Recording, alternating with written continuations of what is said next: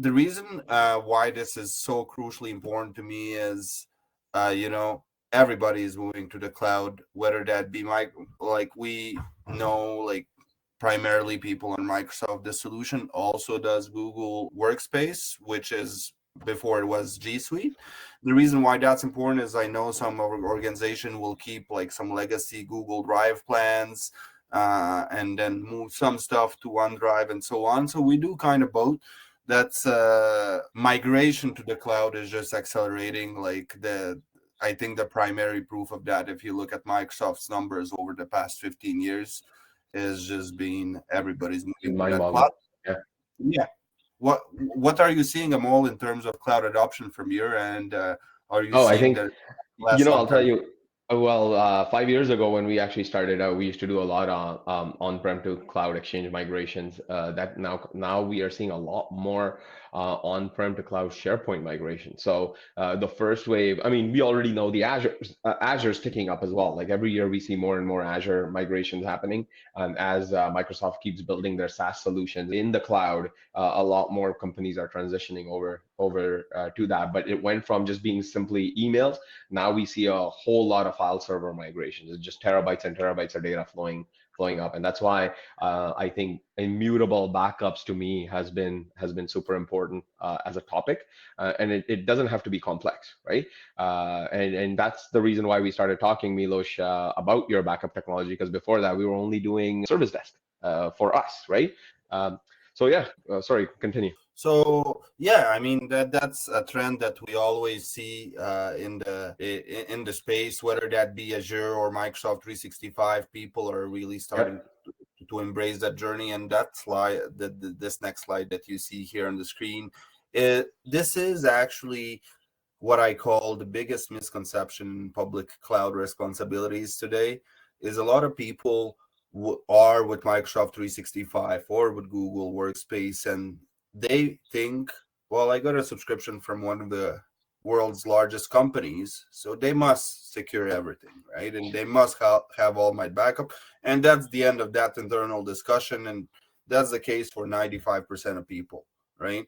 And this actually, what you see on the screen is the Microsoft Service Agreement. So whenever you are on Microsoft 365, or you create a new environment, or you're on the platform, you agree to this at some point. This is the slides that usually no one reads, that everybody does next, next, next. Out of my personal and professional responsibility, I wanted to find these little characters and showing to people that if you read in the red rectangle, it says basically that, you know, Microsoft is not liable for any disruption or loss of data you have, right? And that it's possible that you may not be able to retrieve your data. So, and they specifically say in the underline that they recommend that you back up your content using third-party apps and services.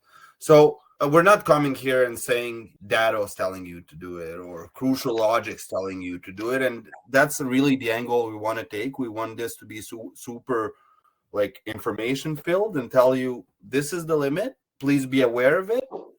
And if you want to address that point, we have a super easy solution. And like Amol said, it does not have to be complicated.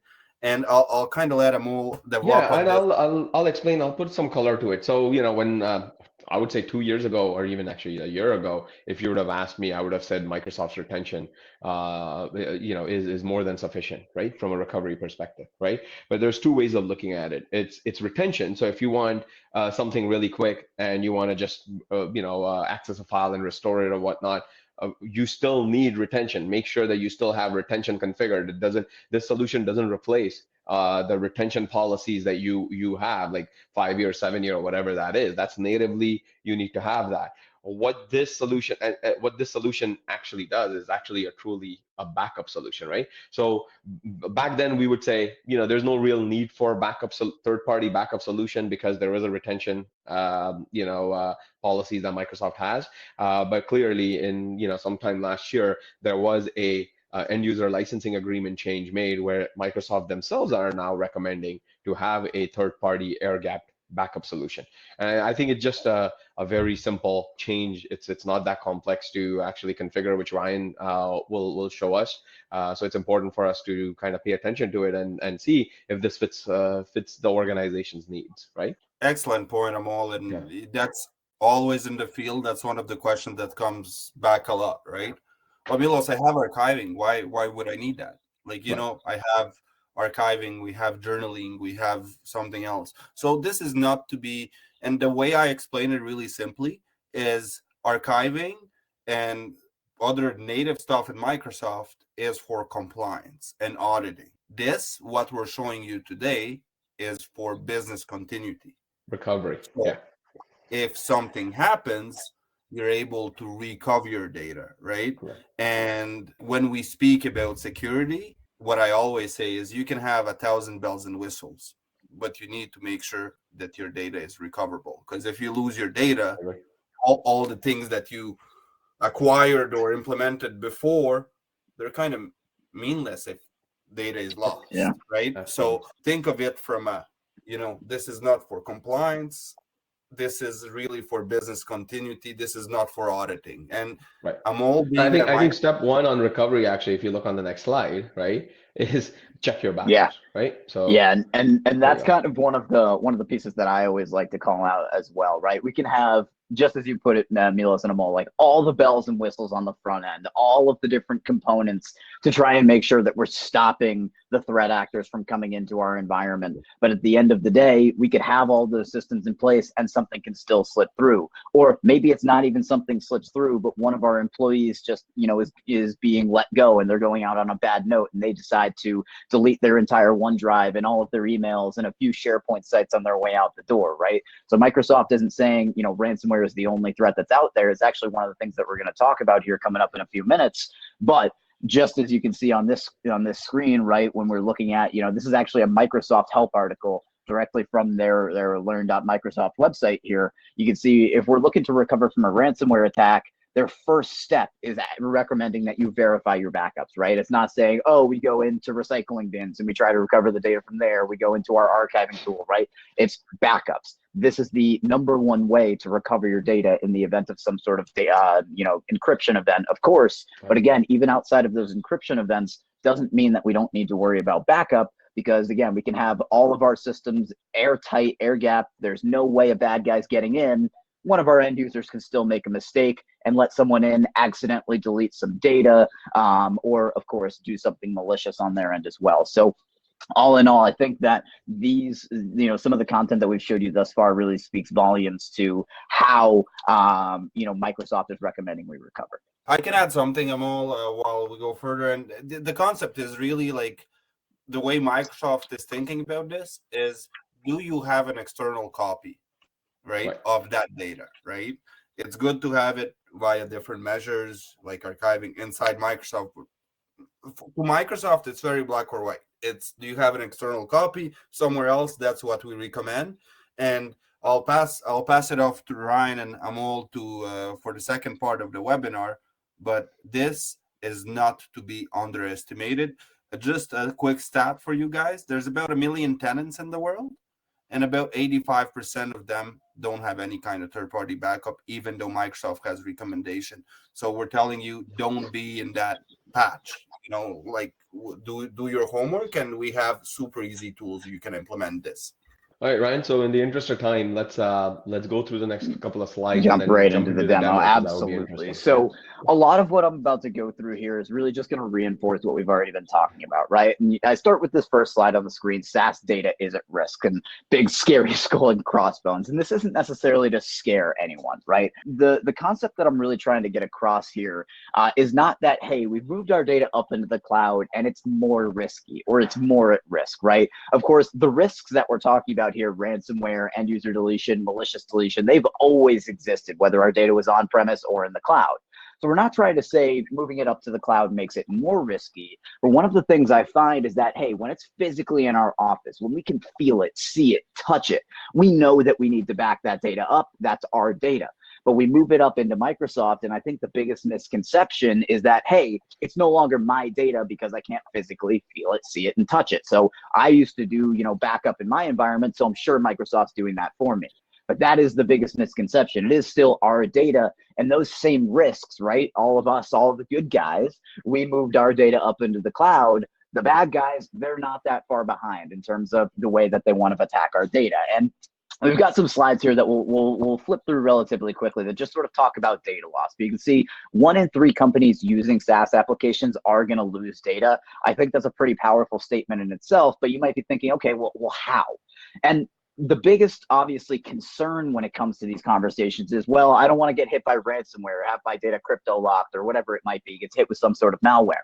But interestingly enough, only 13% of data loss, and I say only, it's still a significant chunk, but we often think of this as the biggest threat that's out there. And while ransomware and malware is certainly the greatest, or the most destructive, I'll call it, type of data loss that's out there, what's kind of interesting is one of the biggest objections that I hear is, well, I've never been hit by ransomware and I train my employees really well, so I don't need to have a solution like this.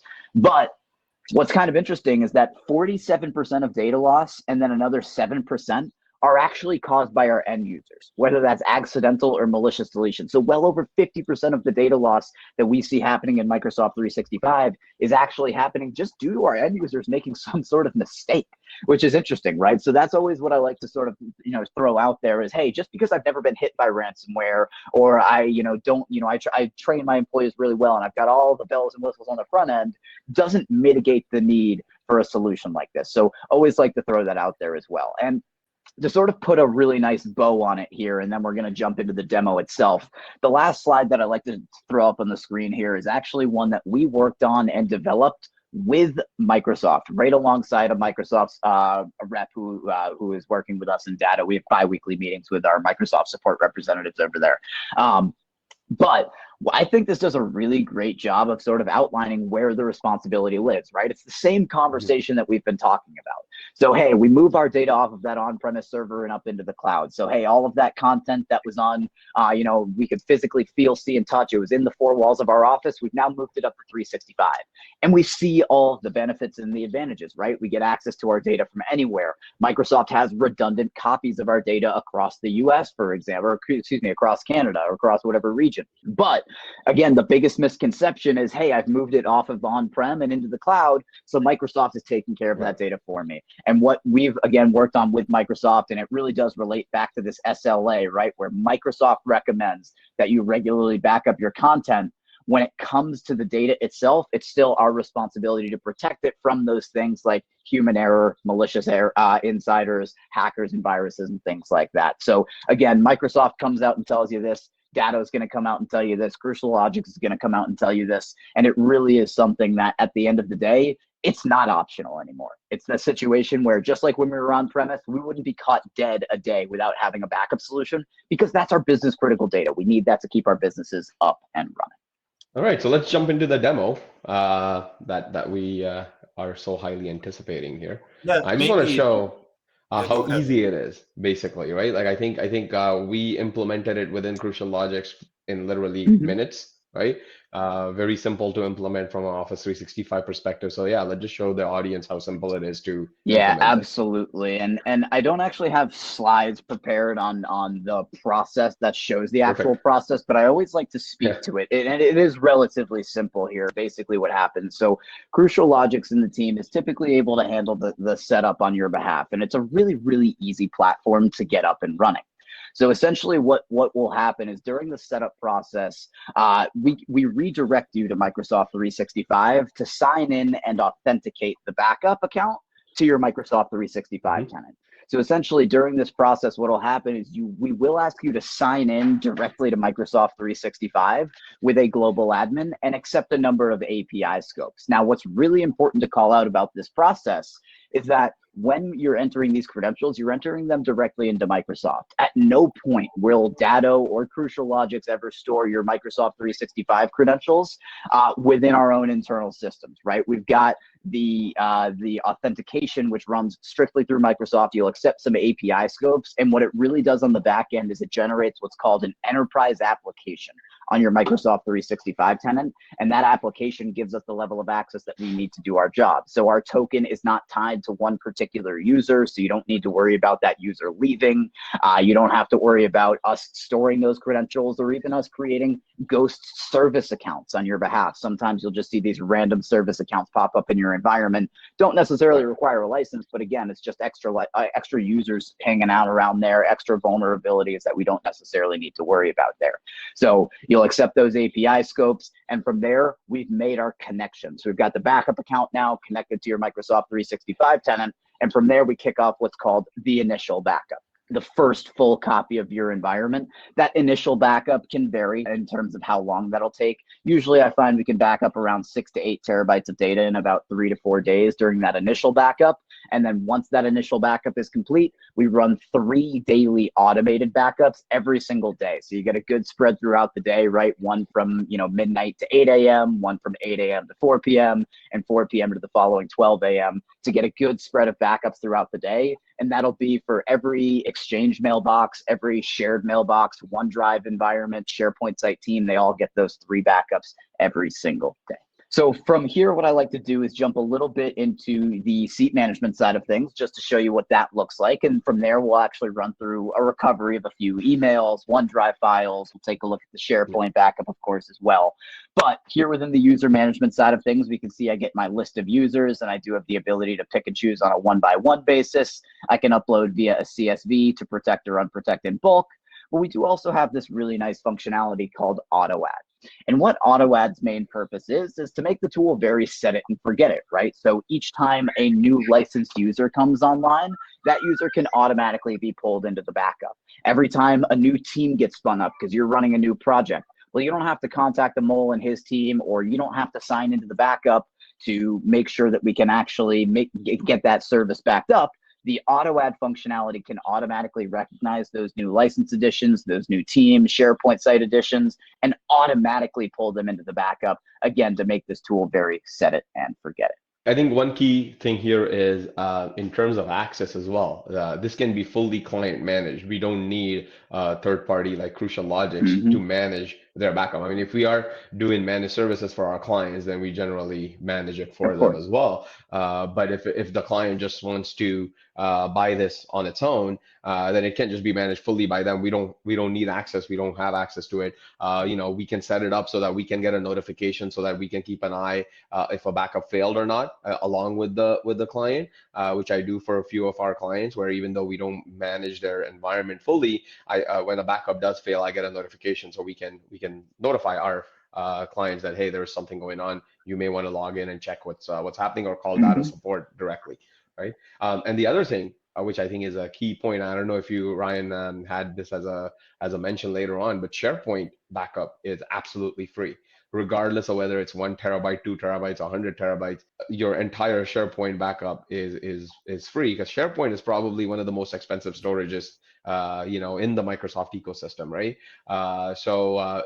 People, and it does grow quite a bit, and you want to make sure that's being backed up, and you don't want to double pay for it. So really, the only thing that you're paying for is user licenses, which is what Ryan's showing here. But once you have even a single user license, you'll have multiple SharePoint sites that you can back up.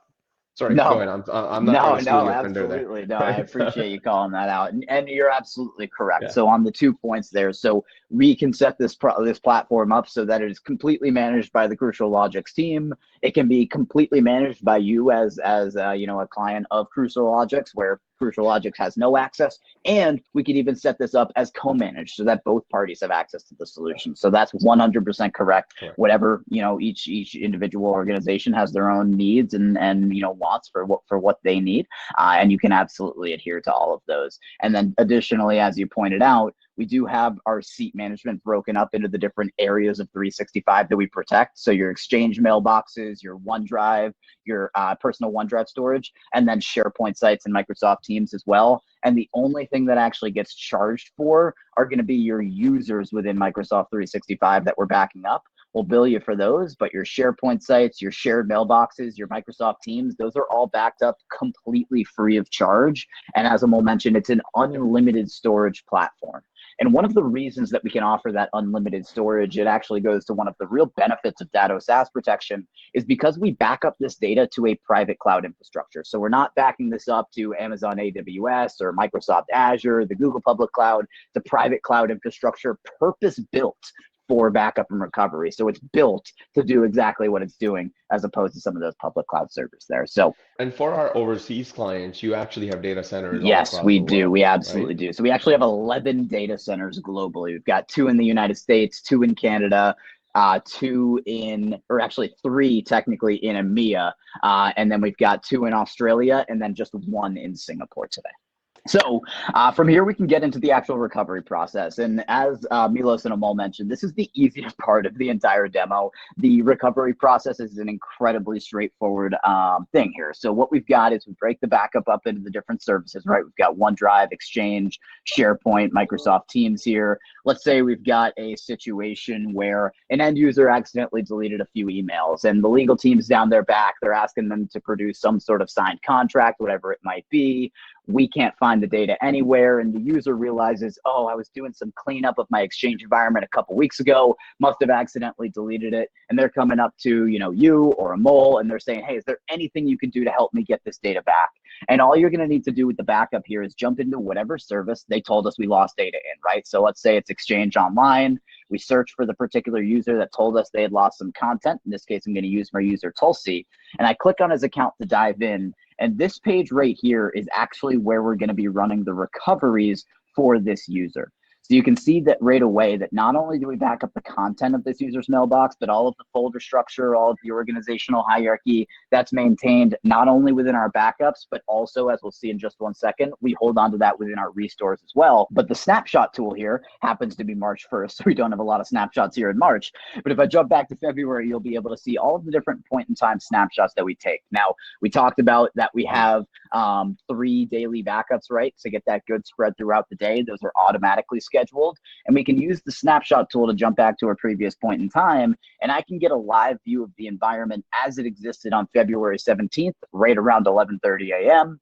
And from here, all of the data that that user said was deleted, well, he deleted it after this point in time, so all of that data should be here. And I have full granularity in terms of the restore, so if I want to restore the entire snapshot, I can do that. If I want to restore individual folders or even just subfolders, I can do so. And of course, I get full granularity even to just select individual messages here. Now, to get this data back into Microsoft 365, of course, I can export it out and then do some sort of re-import. But the real power of this tool, right, is to be able to send it directly back to Microsoft. So I hit the restore button. We can see that it's just the 7 selected items that I've done down here. And then I choose who I want to send this data to, whether it be the original user, whether I want to push it over to a different user. Maybe I want to push it over to a shared mailbox so multiple people can access it. You get that ability. In this case, I would just send it back to that original user, Tulsi, and I hit the restore button. It's going to bundle up that data and push it directly back to that user's Microsoft environment. And what they're going to see is underneath their inbox, they get this new restore folder that has a date and timestamp, that has all of their folder structure built out, and then the emails that we actually restored are going to be below. We do hold on to that original send date here, so pushing to this separate location keeps things nice and organized, right? Imagine if I restored 10 emails that all came in between a year and a half ago. It would be a nightmare for that user to come in and scroll through all of their emails and find each one individually. So this way we get immediate access to that restored data, and it's completely up to the user if they want to move it back to its proper location, reply directly from those restored copies, or sometimes just rename the folder to Joe's old emails so we always know exactly where that restored data is living. And this granularity is across all services, right? Like same thing for OneDrive, same thing for 100%. SharePoint. So OneDrive and SharePoint look a lot of the same. So if we jump into a particular user here, we get our snapshot tool, jump back to that previous backup point. And again, all of the folder structure, the granularity of selecting what you want to restore or export out of the platform, You do have some Nice. search capabilities within the solution here as well. I do like to emphasize this isn't going to be a replacement for like a journaling or an e-discovery or an archiving tool, but it will help you quickly find data within the backup that you might be looking for here, and you can restore that data. And it is going to look and feel exactly the same for SharePoint sites, for Microsoft Teams. It is just important to call out that with SharePoint and Teams, we are backing up on the content layer. So all of the content of this SharePoint site is being backed up here to our private cloud infrastructure. We can jump in, we can access all of those files, we can access, you know, those site pages, and we can restore those site lists, things like that. Or what's backed up within these environments here. But all in all, that is the recovery process, just using the snapshot tool to jump back, selecting the data that we need, and restoring it back to the 365 environment. And Ryan, sorry to put you on the spot here, but can you also talk a little bit more about immutability of the backup? Like, you know, who can actually go and delete something from, let's say, malware attack? Is it possible for the bad actors to jump over to your data center and then delete the it's a great question. It's a great question. Right? So when it comes to our private cloud infrastructure, and if any of you use actually the BCDR solution through a mole as well, it's actually stored in the same private cloud, and it uses this technology called inverse chain technology here as I just type it into Google. So this inverse chain technology is actually a patented data technology that essentially ensures that our snapshot points are very siloed off from each other. So in some sort of situation where there is some sort of encryption event and we back that data up, all of our snapshots are very siloed off from each other. So an infected backup point doesn't have the ability to jump across the previous or future backup points. And we do have the ability to ensure that there's no, you know, backend infrastructure. We've got our SOC 2 Type 2 certification when it comes to the infrastructure itself. If anyone's interested in taking a look at that as well, we can absolutely pass that along from a recovery perspective. But we do consider the backup to be immutable in that sense due to that inverse chain technology and, you know, the separation of those backup points. So the other question that I had was retention, right? Like, what are the levels of retention? Like, I know there's 1 year, 7 years, but how granular can you go in terms of retention? So you can set this retention policy to really whatever you want within the platform. So if we come over here, you can see we've got some preset options, and I always like to emphasize what this retention really is. Retention is how long we're going to hold on to your snapshots for, right? So we take 3 backups every single day, no matter what. Those 3 backups, how long do we hold on to those backups for is essentially what your retention period is going to be determining here. So if we want to have infinite retention, we can absolutely do so. But let's say we want to have 7-year retention policy. Well, we can customize that literally down to the day to determine how long we hold on to these snapshots for. Because I know that some of our clients do have a lot of financial or even legal institutions have they don't have the general 5 or 7 year retention. They actually want it much smaller than that, right? Like 3-4 months, and they purge everything. So it's good that you can actually go down to 3 months or even days for that matter, right? Okay. So from a compliance perspective, data SaaS protection, it does map its controls to, you know, specific standards, NIST standards, et cetera. But when it comes to our actual compliances, what we have is our SOC 2 Type 2 certification on the infrastructure and the data center. So that SOC 2 Type 2 really outlines all of the physical and virtual controls that we have, not only for the infrastructure itself, but also for Datto employees, for example, to ensure that, hey, I'm not walking away to go get, you know, well, I happen to work from home, but I'm not walking away from my computer without locking my computer, even if it's to just go get, you know, a glass of water from the water jug or something like that. So we do have that SOC 2 Type 2 compliancy,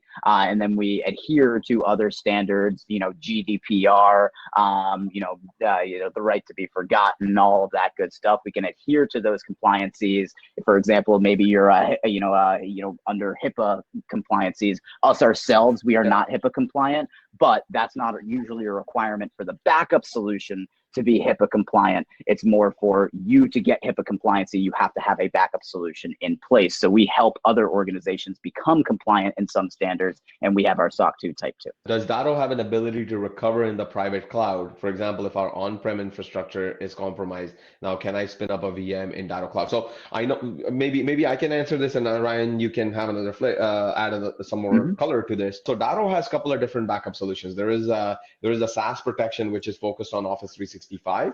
But then for virtual machines and on-prem infrastructure, they do have a backup solution called Cirrus, which I can I can contact you and show you a demo of, and that does have an ability to spin up the entire environment in their private infrastructure.